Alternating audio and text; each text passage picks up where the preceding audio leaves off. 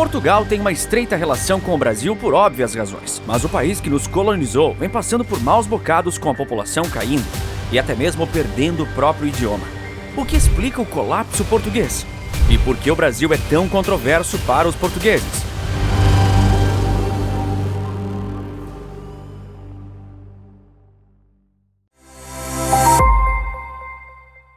Quando Pedro Álvares Cabral chegou ao território brasileiro em 1500, tudo mudou entre os dois países tão distantes. Quando a colonização de fato teve início, não havia mais escapatória. As duas nações estavam irreversivelmente ligadas. Nos mais de 300 anos em que fomos colônia, adquirimos praticamente tudo da cultura portuguesa, das coisas boas até as ruins. Nosso idioma, o português, é a mais evidente dessas heranças coloniais. Ainda que hoje o povo brasileiro fale uma versão um tanto quanto diferente da contraparte europeia. Mesmo em nossa independência, não foi um brasileiro que nos livrou do domínio de Portugal, e sim, ironicamente, um português. Mas toda essa história de colonizador e colonizado hoje é só isso, história. O Brasil não é mais um pobre pedaço de terra cheio de recursos naturais, a serem explorados como bem a metrópole entender. Portugal, nem de perto, é um império poderoso de 500 anos atrás, sendo mais uma sombra decadente e esquelética do que um dia já foi. Mesmo assim, o Brasil e Portugal continuam interligados. Afinal, o país europeu é um dos lugares que os brasileiros mais gostam de passar as férias quando vão ao exterior, ou até mesmo morar lá. Portugal também quer que os brasileiros vão cada vez mais para lá. O curioso é que, na mesma medida em que os portugueses querem mais brasileiros lá, existem também aqueles no país que enxergam a avalanche brasileira como uma ameaça para seu povo. Acredite se quiser. Essas desavenças e contradições não são nada pequenas e são uma parte dos graves problemas de Portugal. Problemas esses que, se não forem resolvidos, poderão destruir Portugal como conhecemos. Portugal foi o primeiro império global da história, fruto da Era dos Descobrimentos.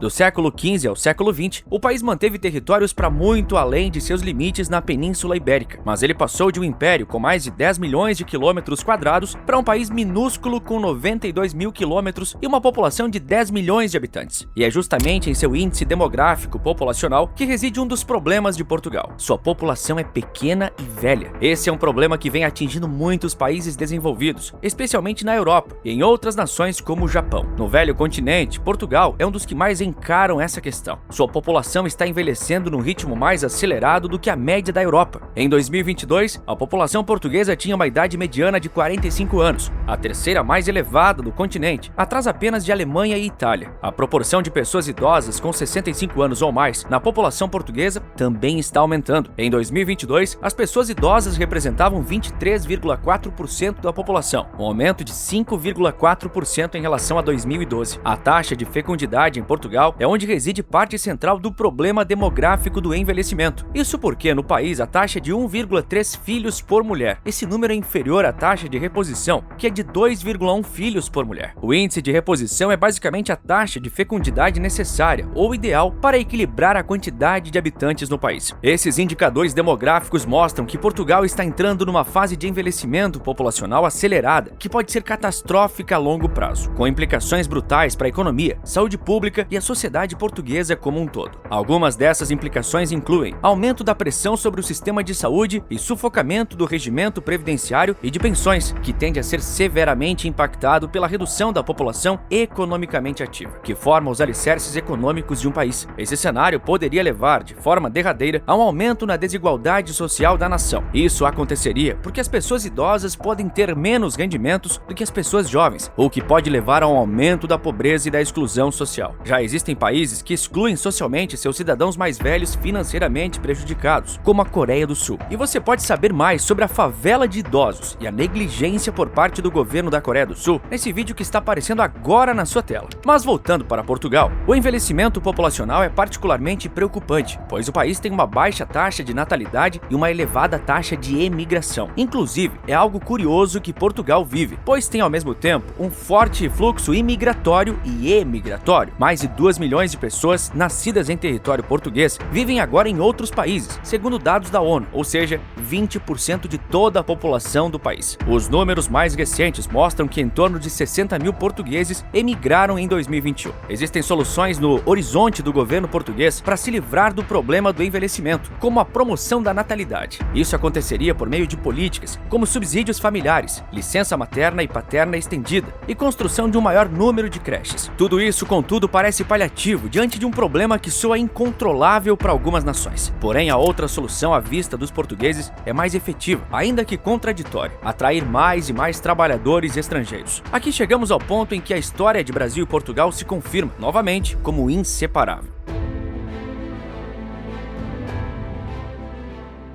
A questão imigratória pautou muitos debates sociais mundo afora na última década. Estados Unidos e Europa são os dois focos naqueles que buscam uma vida melhor, distante de suas terras natais que geralmente se encontram na África, América Latina ou Oriente Médio. Em Portugal, ela se mistura à questão imigratória, onde cada vez mais portugueses saem do país em que nasceram. O governo vem tentando atrair a população imigrada de volta ao país. Uma das principais ferramentas para tal é o programa Regressar, lançado em 2019. Além de incentivos fiscais, a iniciativa oferece um pagamento adicional que pode chegar a 8 mil euros apenas para você voltar para casa. Em 4 anos, cerca de 18 mil pessoas se beneficiaram do projeto. Especialistas indicam que a imigração é um fenômeno de múltiplas causas, mas ressaltam o peso das questões econômicas. A pesquisadora do Instituto Português de Relações Internacionais, Ana Paula Costa, avalia que algumas condições estruturais no mercado de trabalho local são um dos principais fatores. Ela explica da seguinte forma: há uma grande precariedade nas relações laborais, temos baixos salários e um nível de segmentação muito alto, o que faz com que a imigração seja uma característica não só em momentos de crise, mas também por razões conjunturais. De acordo com dados do Ministério do Trabalho local, 56% dos trabalhadores do país receberam salários inferiores a 1.000 euros em 2022. Entre os jovens até os 30 anos, esse percentual foi de 65%. Em compensação, de 2019 para cá, o país viu a população estrangeira aumentar. Segundo o Serviço de Estrangeiros e Fronteiras, o Brasil era o país de origem de 240 mil desses imigrantes em dezembro do ano passado, e o governo lusitano quer mais brasileiros ainda. As autoridades do país criaram um visto especial para os nossos compatriotas e outros falantes da língua portuguesa. Eles poderão se beneficiar de uma autorização de residência automática, com validade inicial de 1 ano. A medida contempla imigrantes que já estão no país europeu e que apresentaram um pedido formal de legalização em 2021 ou 2022. Naturalmente, os brasileiros lideram essa lista de imigrantes pendentes de legalização, dado o altíssimo fluxo de pessoas que saem daqui para lá. A comunidade estrangeira em Portugal aumentou 80% nos últimos 6 anos, chegando ao recorde de 757 mil residentes legais no final de 2022. São os imigrantes que estão fazendo com que a população portuguesa não diminua. Em 2021, 13,65% dos nascidos vivos em Portugal tinham mães estrangeiras. É o 4º ano consecutivo que a população portuguesa só aumenta devido ao saldo migratório positivo. Mas como sabemos, grandes fluxos de estrangeiros em nações europeias podem acarretar em problemas sociais difíceis de lidar. Nos últimos meses, foi noticiada a agressão por parte de jovens portugueses a um imigrante do Nepal e o incêndio que matou 2 indianos em um apartamento superlotado em Lisboa. Esses podem muito bem ter sido casos isolados, mas dado o histórico do velho continente e de outras nações desenvolvidas, é importante ficar atento à crescente xenofobia com imigrantes. Uma reportagem da BBC, feita no início de 2023, compilou uma série de denúncias de brasileiros que alegam ter sofrido atos xenofóbicos e maus tratos em solo lusitano. Eles relatam que ouviram frases como: "Não há água potável no Brasil", "A mulher brasileira vem para cá para roubar o marido das portuguesas", "Os moradores estão se sentindo incomodados de ver uma pessoa assim como você estranha andando por aqui", "Brasileiras são todas p...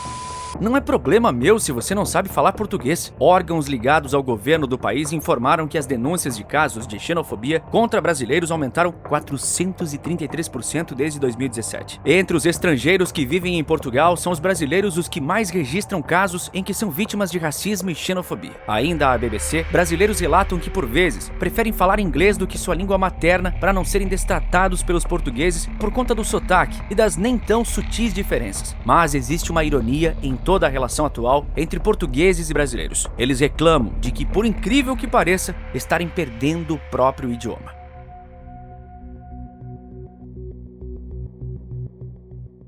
A língua portuguesa é o ponto máximo de conexão entre brasileiros e portugueses. Porém, apesar de falarmos o mesmo idioma, as diferenças idiomáticas são gritantes. Afinal, que língua o povo brasileiro fala? Falamos o português brasileiro, com todas as melhorias e peculiaridades que adicionamos à língua europeia derivada do latim. Isso sabemos bem. O Brasil é o maior falante do idioma de Portugal. É até engraçado e um tanto irônico quando, em situações diversas, vemos uma bandeira do Brasil para indicar que o idioma em questão é o português. Isso é muito comum em videogames, por exemplo. Talvez isso irrite o povo de Portugal, mas existe algo que vem irritando eles cada vez mais, e a culpa é atribuída ao Brasil. Muitas crianças de Portugal estão falando português brasileiro. Toda essa história começou pouquíssimos anos atrás e cada vez repercute mais. O motivo para as crianças estarem falando a nossa versão do idioma é até simples. Elas assistem muitos conteúdos na internet feito por brasileiros. Os youtubers e influencers brasileiros estão de fato influenciando crianças portuguesas a falarem um idioma diferente, ainda que seja o mesmo de seu país. Uma matéria publicada pelo jornal português Diário de Notícias, um dos mais tradicionais veículos impressos de Portugal, foi o primeiro a tocar nessa ferida ainda em 2021. A matéria foi clara o suficiente ao dizer que as crianças estavam falando brasileiro. Rapidamente o assunto se espalhou pela internet, com internautas brincando que a influência virtual dos brasileiros estava gerando uma espécie de colonialismo reverso. Na época dessa reportagem, os dois principais culpados por fazerem isso eram os youtubers Felipe Neto e seu irmão Lucas Neto. Curiosamente, ambos têm ascendência portuguesa. E influenciados pelos irmãos e por vários outros influenciadores brasileiros, crianças e jovens de Portugal agora trocam gajo por cara, malta por galera e autocarro por ônibus. É relatado que muitos pais portugueses não gostam nada dessa moda que seus filhos têm de se expressar em brasileiro. É válido mencionar que os gajos